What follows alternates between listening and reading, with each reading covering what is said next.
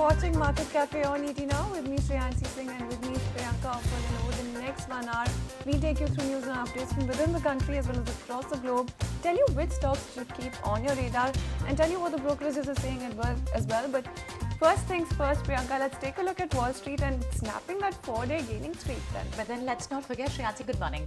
Let's not forget that early in the trading day, Dow and S&P, they both hit the fresh records, and later they could not build on to the gain, and that's what we saw, that both the index slid from the high. But it was not a very big cut coming in. NASDAQ, in fact, closed with the minor gains. It actually flat to positive. S&P and Dow, both after hitting the fresh record high again. They snapped their four-day winning sessions, and post that we saw that the S&P lost nearly 0.2% and Dow also fell nearly 0.7%. 9 of the 11 sectors of S&P, they were in fact advancing earlier. Now as we are approaching close to the September close, all 3 averages are on a track for a positive September. Though there are fear of economy slowing down, but then we've seen record high for not just US markets, for Indian markets, and of course globally also, even good cues coming in from European markets also. But then a couple of stocks which we should look at, there was some downgrade stock there was a news impacting 2 of the stocks, especially after a downgrade from Morgan Stanley, General Motor and Ford. They both fell nearly 4%. But then now what is US future indicating is it is inching little higher.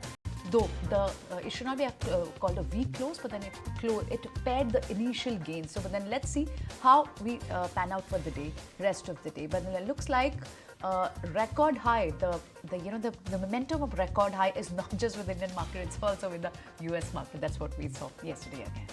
Alright, so slight pullback coming in there. Let's move on. Let's take a look at oil prices then. And a slump over 2% is something that we're looking at, and worries over supply disruptions in Libya are something that will remain in focus, along with demand concerns that continue despite China's latest stimulus. So when you take a look at price movement, then you're looking at Brent downtick of about $1.7 or about 2.2% coming in. $73 per barrel is where Brent was at, and when you take a look at US WTI as well, downtick coming in there as well, 2.6% downtick, and $69 per barrel is where Brent was, where WTI was also at.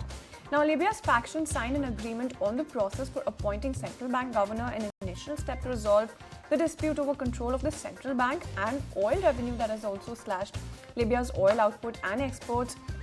So that is something that will remain in focus, and despite, of course, a slew of monetary support measures announced by China's central bank, analysts are still worried about the fact that more fiscal help might be needed to boost activity in the world's largest crude importer. So that is definitely going to remain in focus. And the intensifying conflict between Iran-backed Hezbollah as well as Israel is also going to be supporting crude prices, and that is something that we saw just sort of capping the losses just a tad bit, but that is largely the kind of handover that we have from the oil markets. Meanwhile, the hurricane threatening the US Gulf Coast is also something that we'll be tracking very closely when it comes to the oil market as well. Lastly, let's take a look at gold then, and gold edged down, some consolidation coming in as investors book profits after it soared to a record high, and as expectations for another big rate cut by the US Federal Reserve also bolstered bullion's bull rally. So that is something that we're keeping a very close eye on, Priyanka. All right, let's go.